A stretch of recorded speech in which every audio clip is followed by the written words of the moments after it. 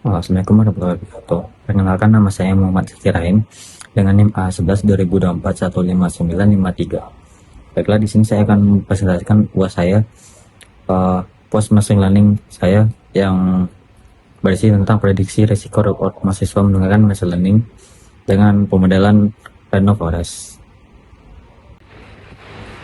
Baiklah, pada tampilan awal di sini berisi tentang ada 4.424 total mahasiswa, dan di sini ada 38 total fitur, dan di sini ada drop rate dengan 32,1%, dan ada dua pemodelan yang saya latih, yaitu Random Forest dan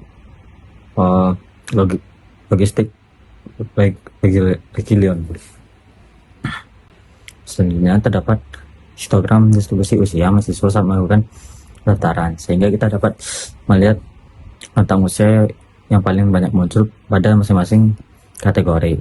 Baiklah, pada kali ini kita akan lanjut ke halaman Edda Dashboard. Pada halaman ini berisi tentang distribusi fitur. Pada halaman ini pengguna dapat memilih fitur numerik yang ingin dianalisis. Grafik histogram akan menampilkan distribusi pada data berdasarkan status mahasiswa, sehingga kita dapat memilih apakah terdapat perbedaan pola antara mahasiswa yang lulus, aktif, atau yang sudah di DO.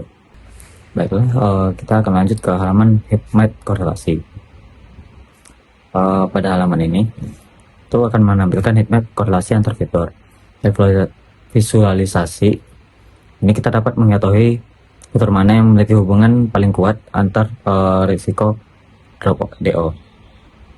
Selain heatmap juga terdapat grafik top 15 korelasi, sehingga memudahkan mengetahui variabel yang paling berpengaruh.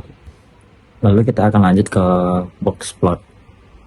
Pada halaman ini kita dapat melihat persebaran nilai setiap fitur berdasarkan kategori mahasiswa. Visualisasi ini membantu mendeteksi adanya outlier maupun perbedaan distribusi antar kelompok. Lalu kita akan lanjut ke halaman perbandingan fitur. Pada halaman ini digunakan untuk membandingkan rata-rata beberapa fitur sekaligus antara mahasiswa graduate, masih aktif, dan DO. Dengan visualisasi ini kita dapat melihat bahwa mahasiswa yang berhasil lulus umumnya memiliki jumlah mata kuliah yang lulus dan nilai akademik yang lebih tinggi dibandingkan mahasiswa yang DO. Baiklah, di sini kita akan lanjut ke halaman prediksi. Di halaman ini kita bisa memprediksi risiko DO mahasiswa dengan cara menginput data mahasiswa terlebih dahulu. Dikarenakan di sini data yang sudah terisi, maka kita akan coba terlebih dahulu. Ternyata mahasiswa itu aman dan non DO. Dan kita akan mencoba mengubah sedikit data dari mahasiswa tersebut.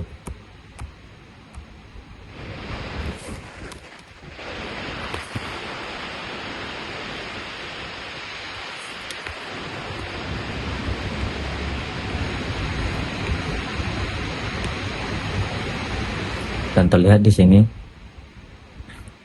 mahasiswa tersebut berisiko DO dengan probability 93,3%. Baiklah, di sini kita akan melanjut ke halaman evaluasi model. Pada halaman ini terdapat seberapa baik pemodelan yang saya latih menggunakan machine learning. Pada di sini dengan akurasi 87%, presisi dengan 82%, dengan recall 79%,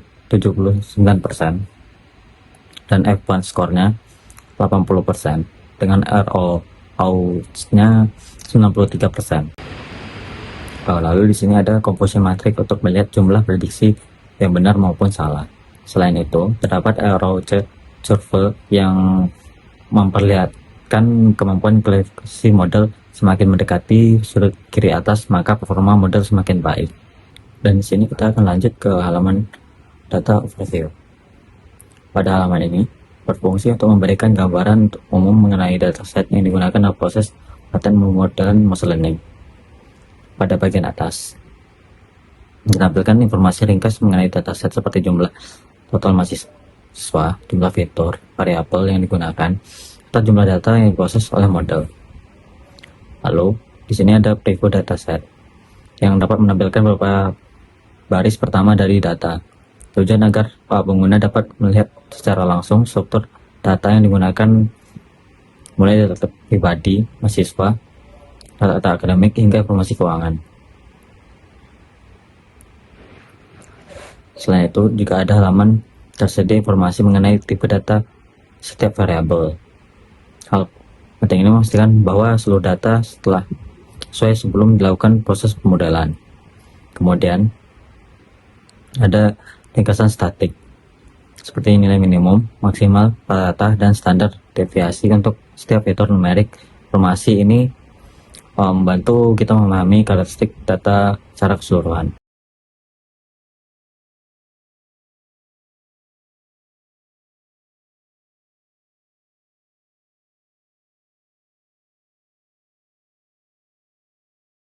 Baiklah, kita akan lanjut ke halaman model performance, yang dimana di halaman ini kurang lebih sama dengan evaluasi model evaluasi model yang saya jelaskan tadi.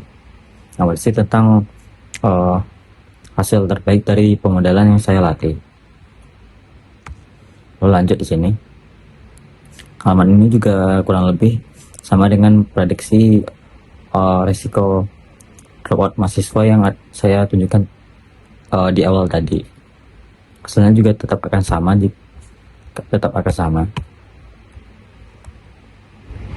Nah, dan jika juga saya ubah sedikit isi datanya.